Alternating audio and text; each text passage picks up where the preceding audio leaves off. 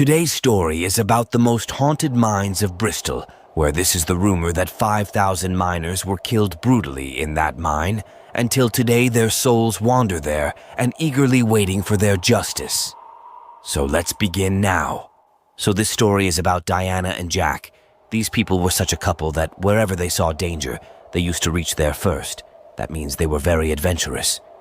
So Jack and Diana went on a trip in winter's vacation and were staying in a guest house in Bristol, and the caretaker there was repeatedly asked what such adventures were there. There is some type of place where we can go at night, so he was telling them the names of different places, but he said that I will tell you the name of each place. You each go to the place, but don't go to the haunted mines behind these forests by mistake, because there is a rumor that there is a witch or a miners who keeps roaming there. Sometimes someone says that there is a miner's soul here. Sometimes someone says that there is a man's soul. Sometimes there is a woman's soul. Jack and Diana got most excited after hearing the story that there is a witch living there. We have to go and see her. So at midnight they left to go there. Actually, it was not so exact. They left the place at around 8 o'clock. By the time they reached there, it was around 10 o'clock. As they reached there, they saw that the entire area was in fog. There was only fog in the entire area. Nothing was visible. Jack and Diana were holding each other's hands very tightly, because in the fog, anyone can lose at any time, and even if you listen to the voice, you will probably not be able to find him, because there was so much darkness there. It was pitch black and fog from above, but they were not able to see or feel anything there. Those people are standing in the famous haunted mines for a long time, but still, they are not feeling anything. It is a bit strange, and when Jack and Diana are roaming around there completely. At that time, Diana was just saying, but Jack was not saying anything. He was very quiet. Don't know what had happened suddenly. But Jack was not saying anything. Jack was not even visible. Because there was so much fog, he was just holding hands. So Diana thought that perhaps he was feeling cold. That is why he was not saying anything. His body was also shivering, so she thought that perhaps he was feeling cold. Then Diana says, Jack, that you are also feeling cold and around these mines. We can't even see anything or feel anything. We have wasted all our time by coming here. It's okay. Let's go home now. So they sat in their car. After sitting in the car, they left for home. That is, it was their guest house. As soon as they reached home, after eating some food, they fell asleep. And now, it was about 2:30 in the night. Suddenly, Diana heard some crying. It seemed that it was the sound of a man crying. He opened his eyes and saw that there were many men standing in his room. All of them were crying. These were the same miners for a long time. Then Diana looked towards Jack, and Jack was there. He was sitting there, and she suddenly asked Jack, Jack, who are these people? Jack said that when we had gone to that area, it felt as if many people had come inside my body. As soon as it was midnight, when this happened, all these people started coming out of my body. All of them were hidden inside my body. We should never have gone to that haunted mines. We made a mistake. After all these incidents happened, Jack and Diana, even today, the mental state of these people does not work properly because they actually saw more than 25 miners in their room that night who looked lifeless but were very scary. But because they were victims, they didn't harm them, and suddenly at midnight they disappeared, and immediately Jack and Diana packed their bags and came back to their house and never went even near that area.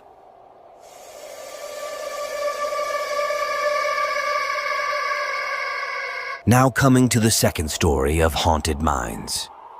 Above the scary story, and this story is not very old, it is from 2018, only when some children from a school had gone camping in Bristol, and they were in the same guest house itself, because it was a famous guest house of that place, and some 500 meters away from that haunted mines, and some children from that school. There were 5 to 6 children who were very naughty and horror freaks. They knew very well that we were just 500 meters away from that mines where 5,000 people had been killed, so thoughts were coming to their mind that we come here first time, so we have to explore that remote area. There were 5 boys in this group, but 2 of them were the smartest boys, whose names were Brian and Sunny. Then Sunny made a plan that if you have come so far, then come and see it once. Is this place really haunted or not? Let's go and see it once, and then they make a plan that it is only 15 minutes away and 500 meters away. So we will leave tonight when everyone goes to sleep. We will leave from there. So at night, all the teachers sent all the children to sleep, and when all the children slept, then after some time the teachers also slept. Then at that time, Sunny and Brian woke up. It was around 11 o'clock in the night. They also called their other 3 or 4 friends, woke them up and told them that it was time to go and come back quickly. No one would know anything. Then those 5 children left their rooms and reached their death's area. It took them only about 15 minutes to reach. It did not take much time, but as soon as they reached there, they saw that there was a lot of fog here, and actually a long time. Mines always remain surrounded by fog at night. It is not just a long time, it is something like this. They remained trapped there in the cold.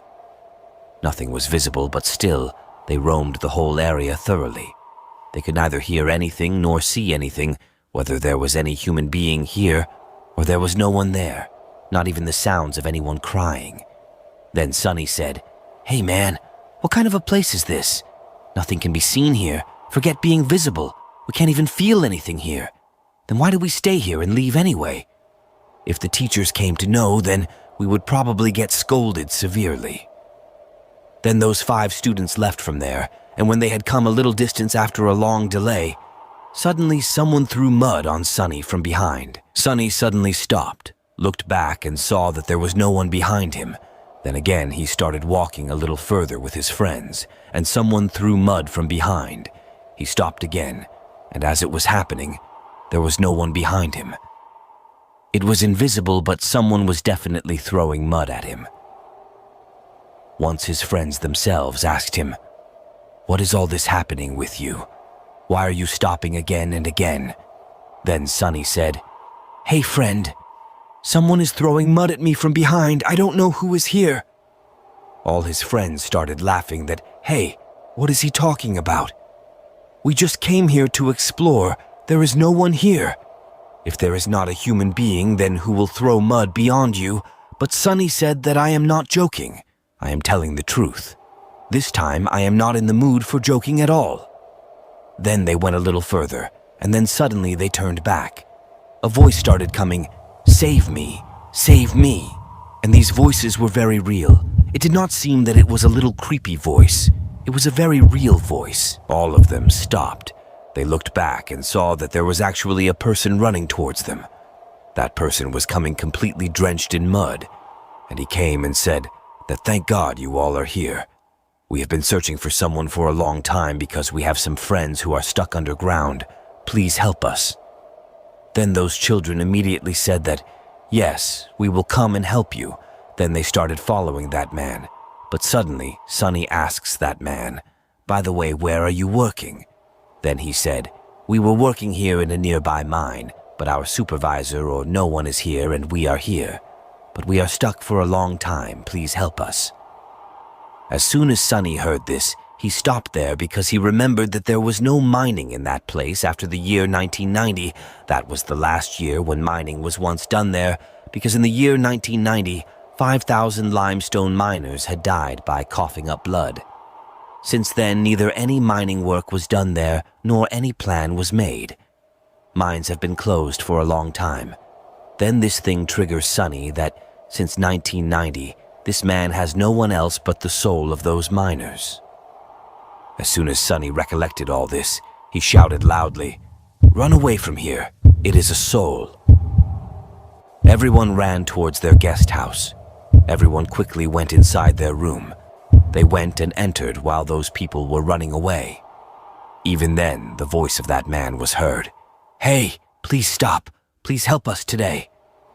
They did not stop. As they had come inside their room, they heard crying sounds from outside. You could hear that man screaming, "Please help us." That night was very terrible for all those children. They want to even remember that this night was so terrible for them. That whole time at night, they had heard the screaming sounds of that person, how he was crying for his justice. But even these people cannot go out and help them, of course, because at the end, maybe they too would get the same. What they got could be death.